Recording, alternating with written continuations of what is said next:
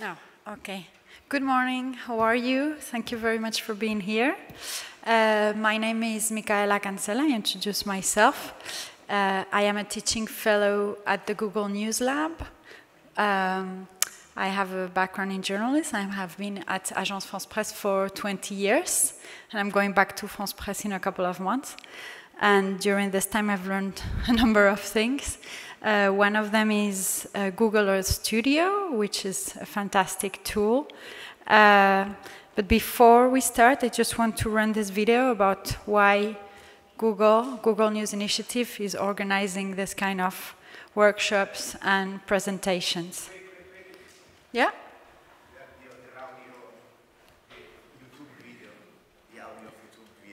Okay.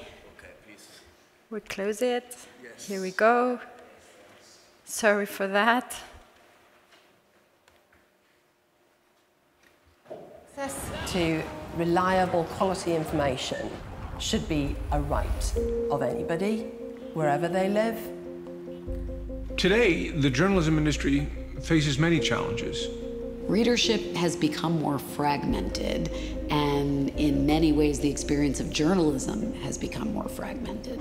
How can news organizations remain relevant in the digital age? The traditional world of news media is shifting ever more quickly. 70% of people can't distinguish between a real story and fake news. Disinformation is on the rise.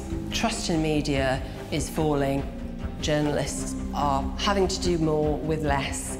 A lot of these solutions will come from the journalism industry and the tech industry working together. So we're announcing the Google News Initiative, our effort to enable journalism to thrive in a digital age. It will enable new models for sustainable journalism, elevate quality journalism, and ensure that technology allows journalists to do their jobs even better. The solutions to the challenges that the industry is facing has to come from the right mix of journalism and technology. I'm really optimistic about the future of journalism. We just need to find the best ways for it to be able to flourish. I think there will always be a hunger for high-quality journalism.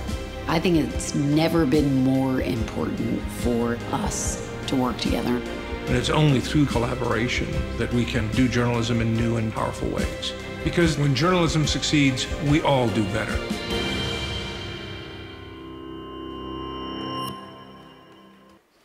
So Google Earth, I'm sure you all have used Google Earth, probably from a journalistic standpoint, but also a personal standpoint to navigate around, see your house sometimes.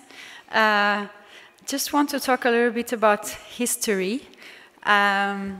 Actually, Google Earth started around 2005, and this is because a little company in California called Intrinsic Graphics, they were doing 3D modeling, and they wanted to show how good they were, and they actually created a model to spin around the Earth and zoom in, and the media in the United States starting using them during the war in Iraq to actually zoom in, and everybody became crazy about those images. That was around 2003, 2004, and in 2005, Google bought Intrinsic Graphics, and that's how the story started. From then on, lots of things have happened. Google Earth then opened Google Earth Pro, which you might know. We will see later a little bit what it is about, what you can do with it, and then created Google Earth Studio, which is the subject of today. But before I show you exactly how Google Earth Studio works, I want to show you this video, which is not a Google video, but it explains very well how it is done, and I think it's really, really nice and interesting to see what's behind. So let me go here. I'm going to put the subtitles on. Almost 50 years ago, Apollo 8 left Earth for the moon. While in orbit, astronaut Bill Anders decided to take an unexpected photo. Oh my God, look at that picture over there. There's the Earth coming up. Wow, that's pretty. Hey, don't take that, it's not scheduled. Later named Earthrise, the photo captured our planet in a way that it had never been seen before.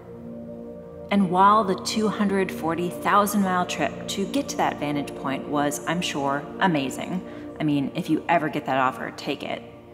If you don't have a spaceship and 3 days to spare, lucky for you, all you need to do is click a link to get almost the same view in about a second.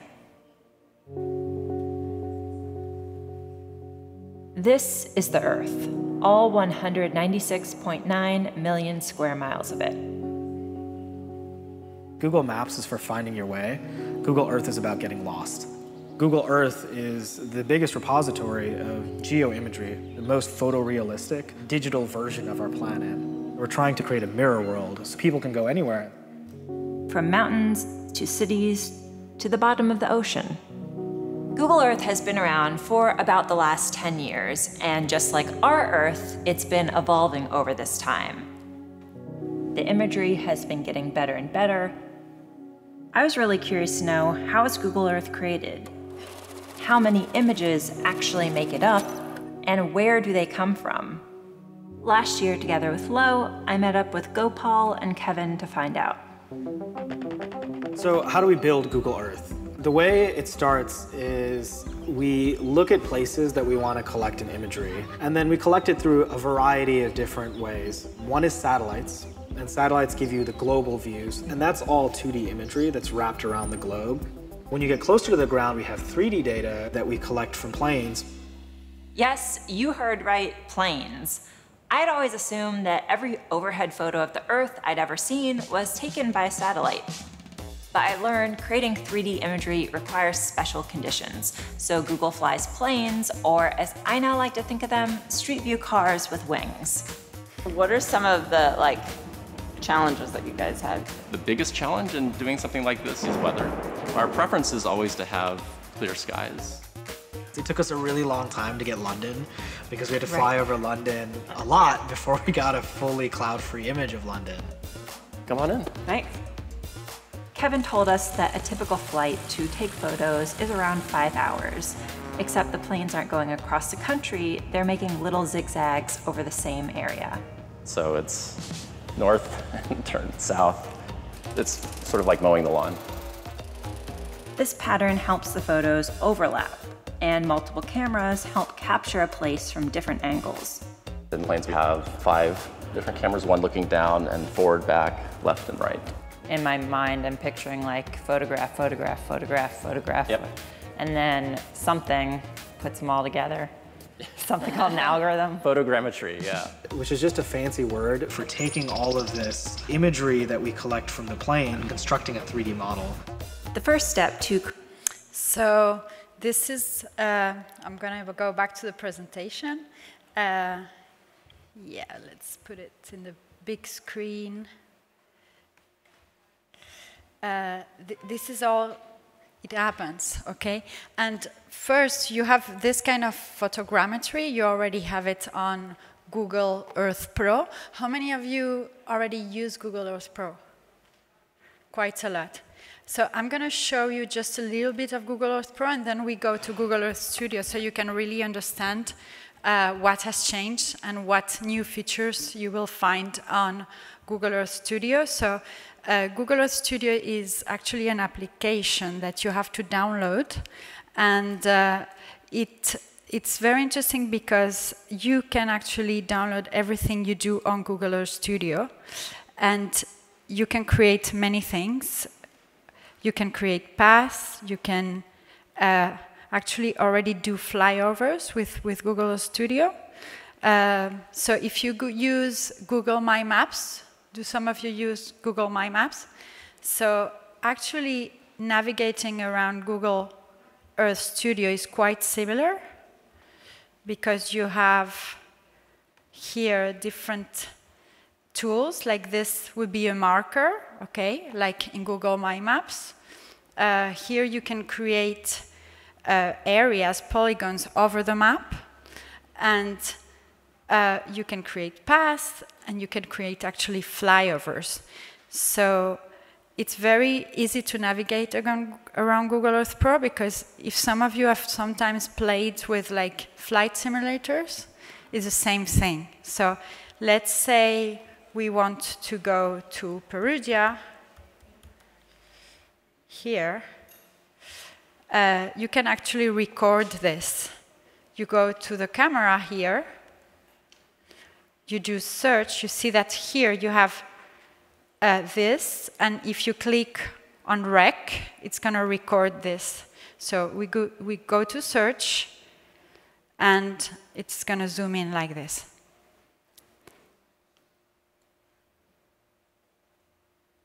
Now, if you want to get closer, you will go here, for example. Here we are. And now, if you want to see the horizon, this is like a plane, okay? You do like this. And everything I have done now has been recorded. Now, if I want to fly over this, like this,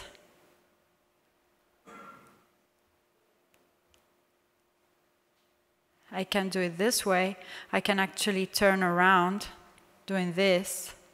Okay, so this is already a very interesting feature. What is really nice about it is that before you record a flight, you could do your markers, or you can create a path directly on the image and then record your flight, and you would have all that marked previously on your video. So for example, I'm going to stop this. Going to Perugia again.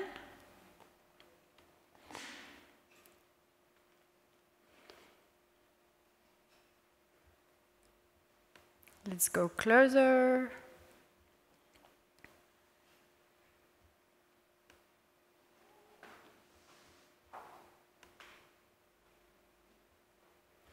So now if I wanted to create a path, I would just click on that,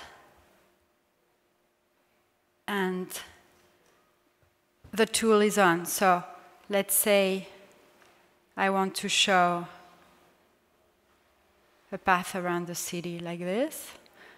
Obviously, it's really right now sketchy because we are on a rush. I don't want to spend too much time doing this. I can change the color. I will go here. I can change. I can put it in wide. Okay, for example, this, if now,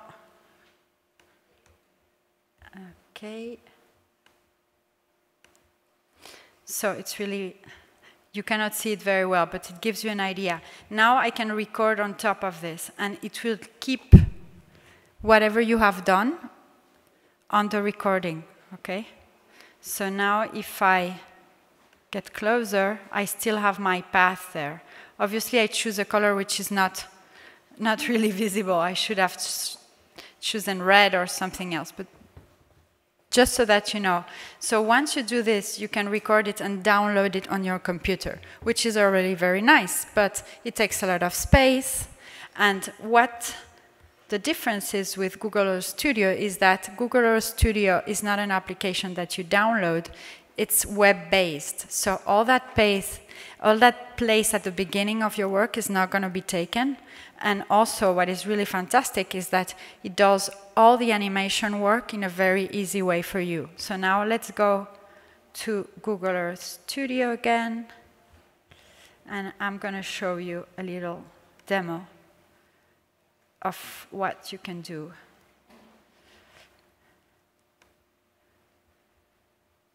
So just before we get there, just a reminder that all this 3D imagery that we have seen at the beginning, you already have it on Google Earth Studio. And you can actually go to Google Earth Studio, download the images in 3D, and do really interesting things with them. For example, this by the Washington Post. It's quite easy. You just download the image, you crop it, and you can do something around it, right? And there are all kinds of things that you can do. If you need me to show you after the session exactly, for example, how to record that image, I will show you. So now Google Earth Studio. Let's see this presentation.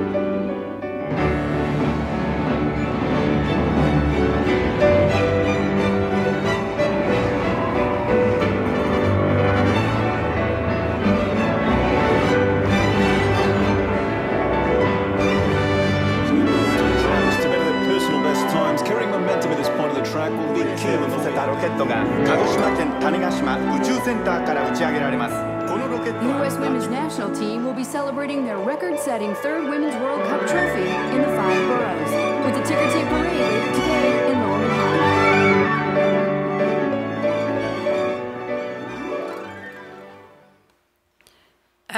So as you see, we are in an entire new level. So you can, as you said, there are many cities now where you have images in 3D with photogrammetry, and you can work on them. They're working on natural landscapes, which is more difficult, but it's getting to a very good level as well. They're even able now to recreate or natural landscapes, like even the color of the trees. Places like this, Grand Canyon. You can change, we will see the different features you have inside Google Earth Studio, like for example, changing the time of the day. So you have an image of Paris, if you want to have it at dawn, there is a feature where you can actually do it. You can have wide shots, like this. So if you don't have a drone, basically, it's fantastic. And also, you know well that there are many cities where you cannot actually use a drone, so that would be a way. So I'm going to show you the first steps to start.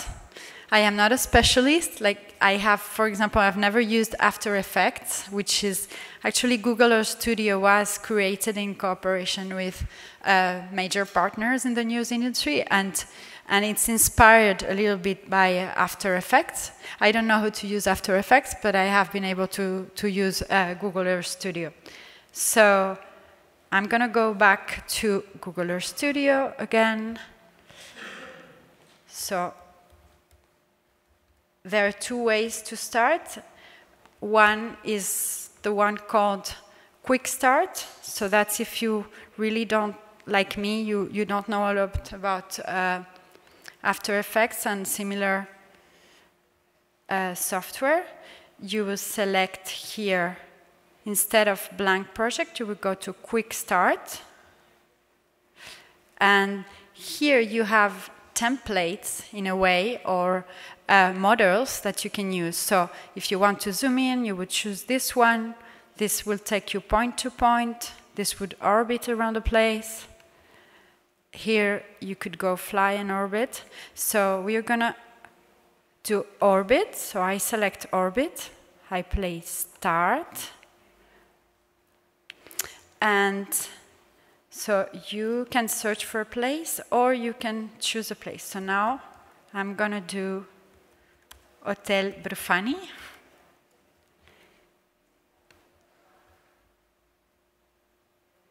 So here it is, okay? And so we already have it, right? I have done 2 clicks and it's there. But I still can play a little bit with this, with these 4 tools. So here I can choose how wide the radius around Hotel Brufani will be. Here I can choose the altitude, so I'm going to go a little bit like this, okay? I don't want to be too Here, if I want to see the horizon, I would change this. So I'm going to go a little bit closer. And a little bit, okay, here. Okay.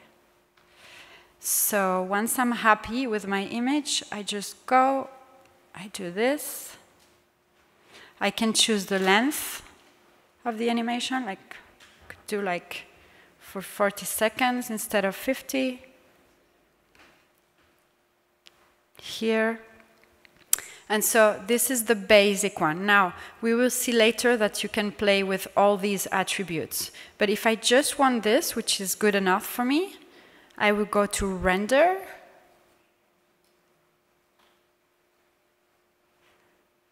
So here is the preview. As you see, you here have the Google Earth attribution. This is basically accessible to everybody, to the media, for example, to use in their packages on television, but also if you want, you could perfectly embed this on your web page. It's free. The only condition in this case is attribution.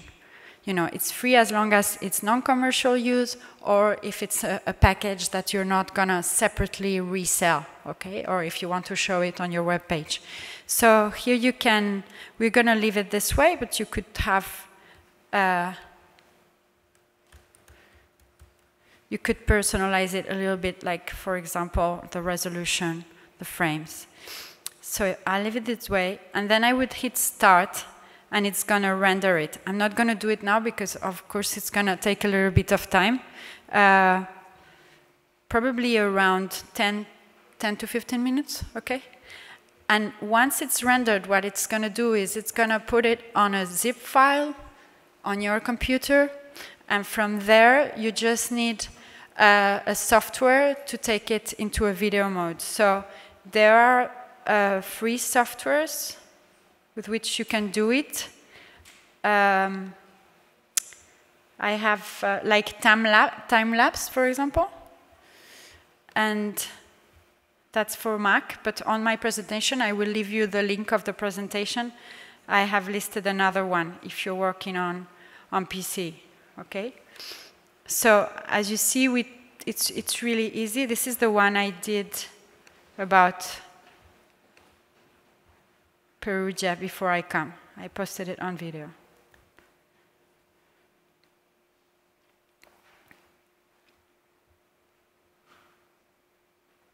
So you can then have a .mov, an MP4 file, whatever.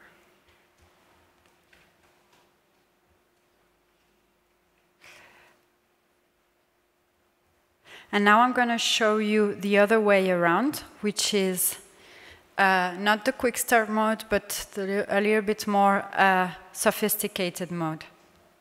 So in this case, instead of going to quick start, you would just go to blank project. Here you can select a number of parameters. I'm going to leave it this way. And here you can choose where you want to go. For example, let's say Tour Eiffel.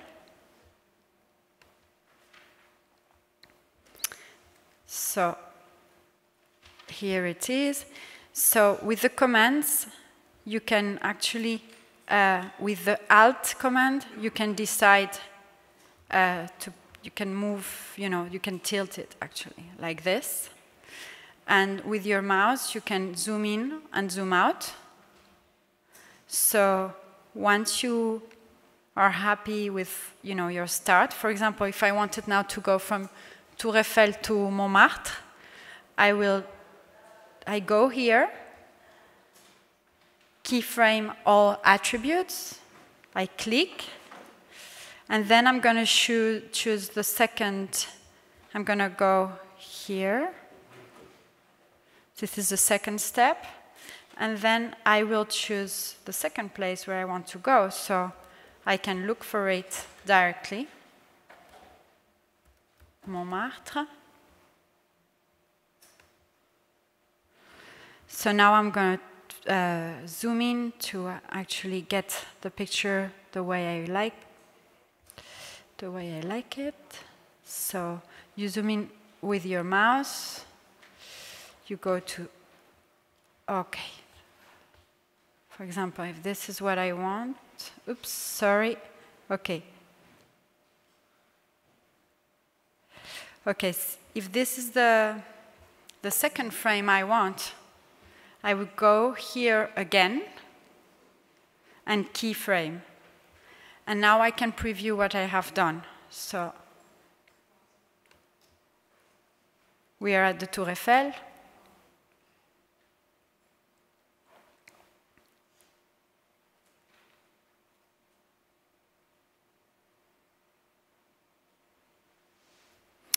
And we finish with Montmartre. This is the typical thing you can do, for example, if you are working on a television. Okay, we're here, so you have the starting point, the studio, right? And you want to go where the action is taking place. So it will take you there.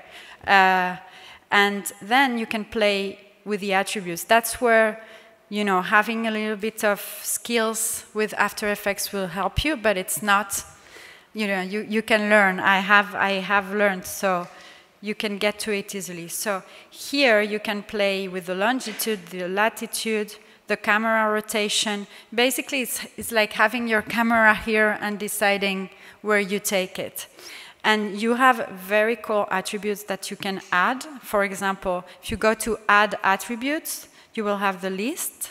So, for example, you can choose your camera target, so the camera is always going to follow the same target. You won't get lost in a way. You can choose the field of view, that this is what will allow you to do like wide angles, or the time of the day. I really love this one. You can have clouds or not, okay? And if we're talking about natural landscapes, you can have ocean overlays or not. So if I add a time of the day, then I have to hit done and see it's going to appear here.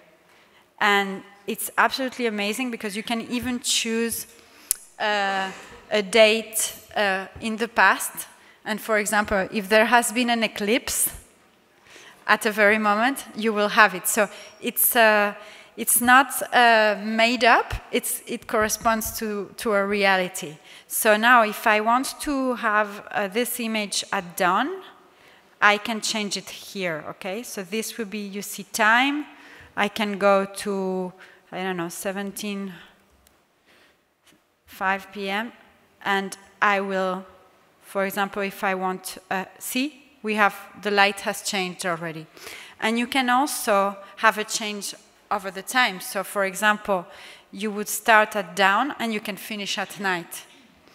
I'm going to show you roughly now, but so we could start here, we could put it here at 5:30, and we always have to save it, obviously, so we would add it, and then we would go a little bit further and, for example, put 5:45.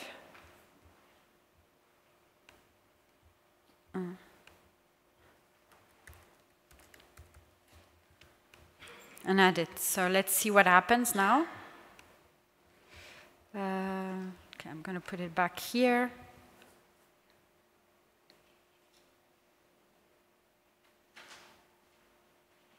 Not much, because I didn't record it. But so this is the idea, okay? And you can play with all these attributes. So now I'm going to show you a few more examples of things that have been done. If you actually work with After Effects, what you have to know is once you record your flyover, your orbit, or whatever you're doing, then you can take it to After Effects and add all kinds of things, marking points, legends, etc. So the difference between Google Earth Studio and this one is that this obviously is an animation that is much more sophisticated, but then you have to add a little bit of work on After Effects to add your legends. So let's, yeah, this is for the ones who want the presentation later. There are little reminders of how to do things. These are the two tools you can use to take it to video. And these are some examples. So it has been tested before it was released. This was released in December. It has been tested by CNN, the New York Times, ABC, and several other media. So let's see what they have done. Across the region, covering this breaking story from every angle. Max Foster is live for us in Paris. Events that draw big crowds like the Mardi Gras in New Orleans may be breeding grounds for the virus. David Begnaud is in the French Quarter with ways to prevent it from spreading. David, good morning. Which will be used in the fight to drive ISIS out of Mosul. But what we saw in Guyana was a very vivid... Two explosions rip through the departure hall. It is an hour later and 10 kilometers away at the Malabrook railway station, or metro station.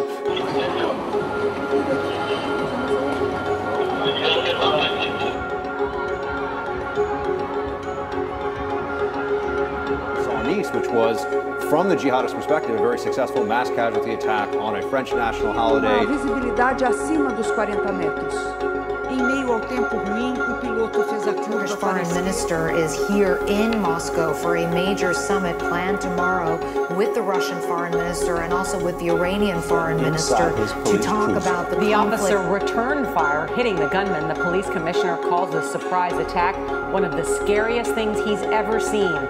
Justin Finn. Very close eye on this, many thanks to you. And of course, CNN anchors and correspondents will be covering developments from London and across the UK throughout the day. Along with my co-moderators, Megyn Kelly and Chris Wallace.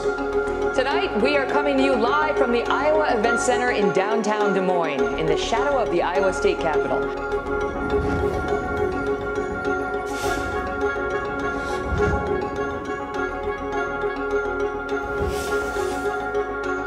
Outside the Olympic Park in Rio with a roundup of some of yesterday's big U.S. victories. Ben, good morning to you again. History was made in the Rugby Sevens with medals handed out for the first time since 1924. The final was between those great rugby rivals, Australia and New Zealand, and it was the Aussies who would be celebrating, holding off New Zealand with it. This is another example, more recent. Let's see. This is NDTV, and you're watching NDTV 24/7.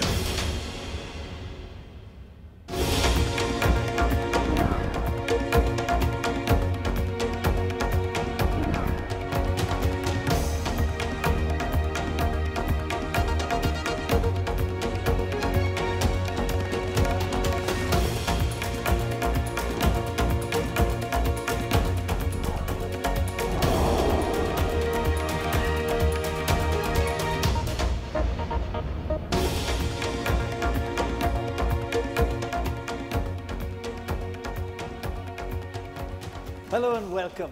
The big British elections. This time the Labour leader is the new hero. So this is what we have done before with the, and the remember. You can actually look for the places. Of course, there are more 3D images in cities also because it makes sense. The architecture makes it very interesting. If you want to explore and see where those places are, you can, okay? There is a map, and it will tell you all the places where you can find 3D imagery. This is the way to do it.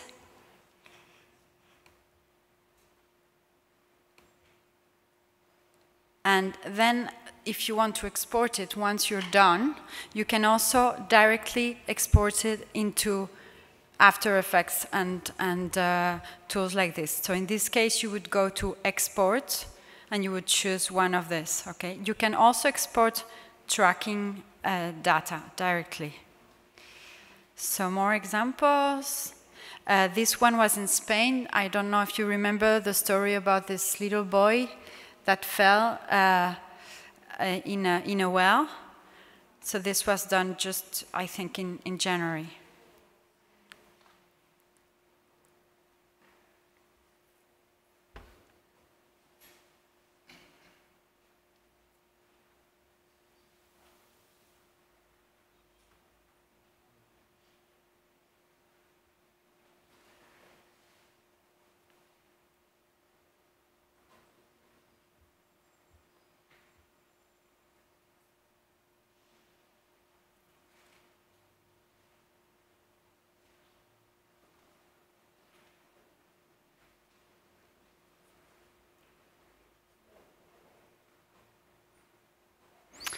So what you need to know also is that actually they try to update quite often these images, so it could have other applications, like showing how the Earth is changing, how, you know, for example, in Brazil, how the Amazonia is disappearing, how the coasts are changing. So it could be a very interesting tool for that. This is another example. So this is Los Angeles. So here is exactly what they did, is that they took Google Earth images and then they did an animation with After Effects. This is about air quality.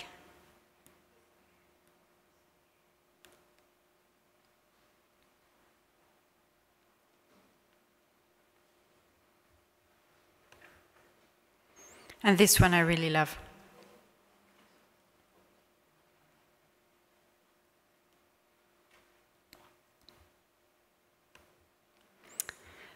We saw a little bit of this one by the New York Times in the newsreel.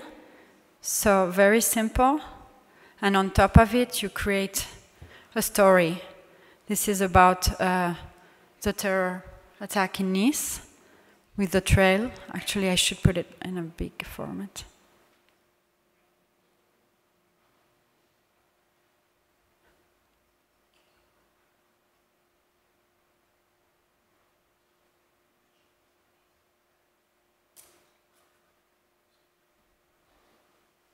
So there are many applications. It's just wherever your imagination takes you.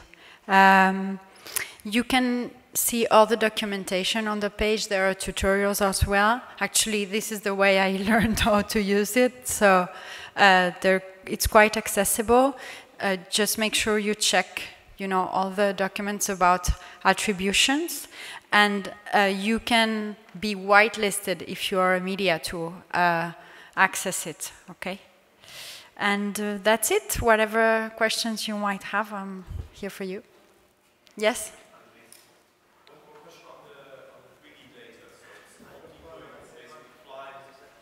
No. Yes, hello. One question on the 3D data. So it's only where you've been flying over with a plane before and recording it. So here in Perugia, for example, you've done that before. Can you repeat the question? On the 3D data, yes. It's only like we've seen in the beginning with a plane. Yes. So for example, here in Perugia, you've done that before. That's why we were able to create we can go anywhere you choose. Okay. We can test. It's not like I have done it. We have done it before, so this test will work. This is done based, like the guy said on the video, these are satellite images and also images taken from planes and over the time. And actually, there are millions of images on different layers because you need to have, you know, you need to be able to zoom in, to zoom out. So this is a database of images that is there. It's not like we had done this before the demonstration. Like, if you want, we can, you can choose a place and we can go. I just found it was funny to do it because we're here in Perugia. Of course, so, but yes. Then you also showed a map where we were able to see places where you had been doing these yes. flights. So obviously that means in these places the quality of the images would be even better, right? Exactly, okay. Exactly. And that you've done mostly in the States so far, or also in Europe? Or? No, yeah, also in Europe, Japan, all the cities where you have really powerful, you know, architecture, skyscrapers, but yeah, also natural landscapes. It keeps going on, and it keeps getting bigger and bigger, actually. Yeah, just a quick question on the image quality. It seems that they're all fantastic and very sunny. Do you augment it in any way, or are filters used, or is this raw imaging just on very lucky sunny days?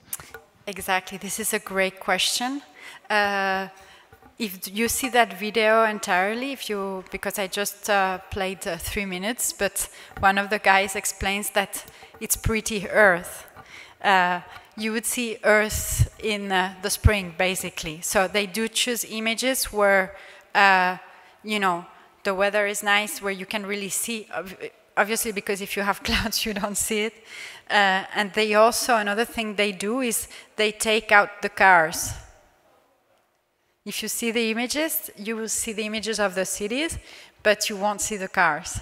They take them out. So yeah, they try to choose good quality and nice looking pictures in a way.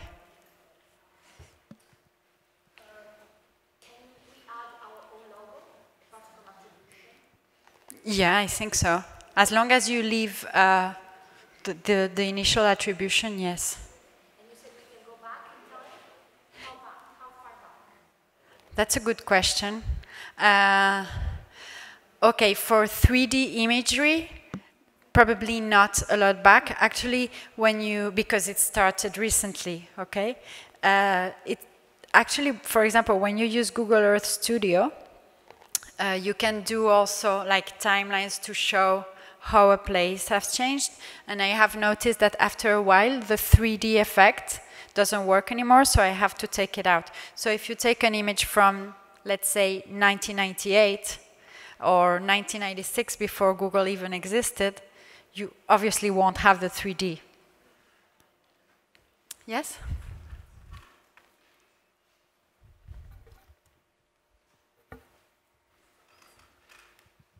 Hi. Hi. I'm an environmental journalist. Oh, great. Okay, I'm working on illegal logging in forest areas. Yes. So for me, having the time in which the picture is taken is so important. So important for two reasons. Because we have to understand the differences between one picture and the other. So how can I have the date? And second, Congo Basin, Sarawak Island, and Amazon River, etc. Are such images so good as in a city area? Not necessarily. It depends on the places. Actually, do you know Google Earth Engine? You know Google Earth Engine?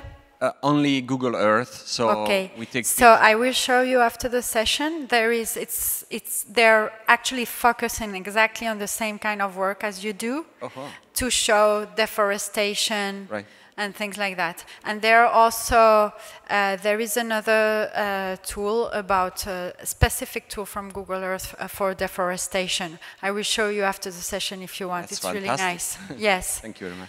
And you can actually correlate, for example, how they're cutting trees, the activities or the farming activities, and it's called, I think it's called, so just the others know, it's called Global Forest Watch. Global Forest Watch, do you know it?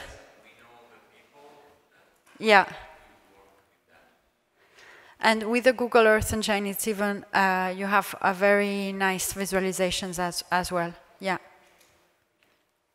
You're welcome.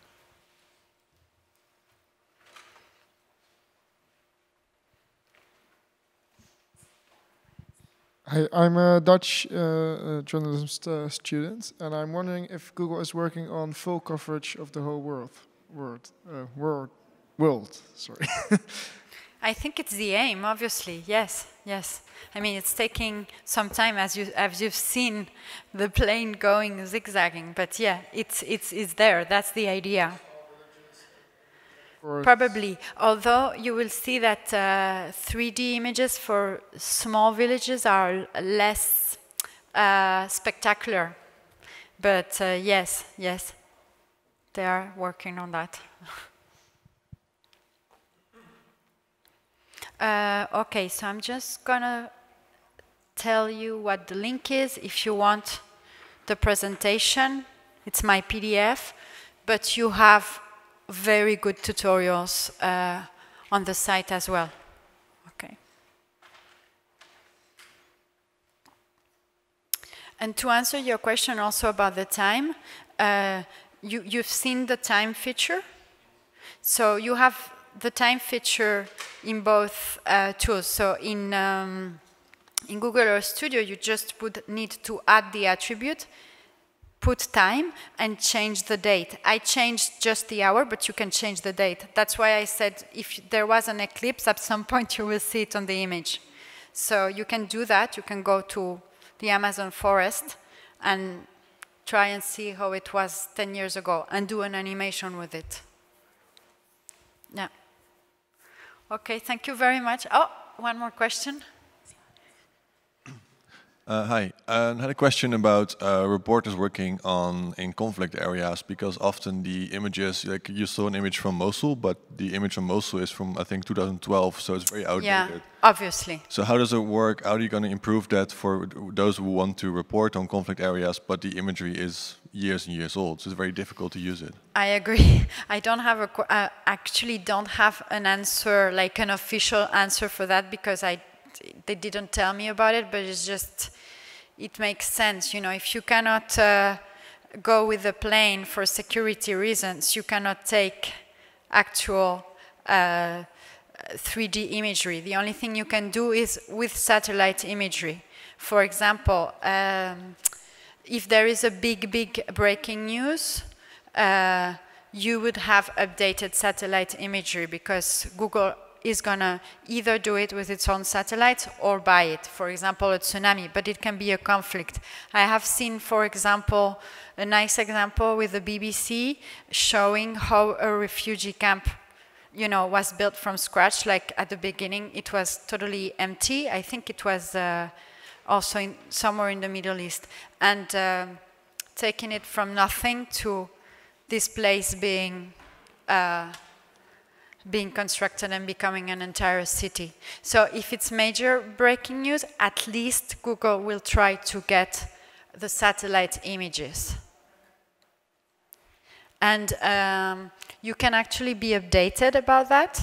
There is a list where you can subscribe. If you go to Google Earth pages, or I will try to, if you give me your email, I will give you the list. You can subscribe and they will let you know if there is new imagery about breaking news events.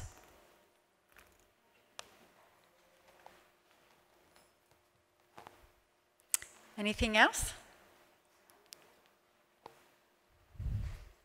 No? Thank you very much. My pleasure.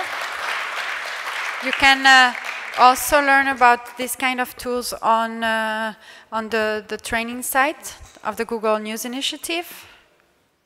And that's it. Grazie mille. Have fun at the festival. Now I'm going to go listen to other people.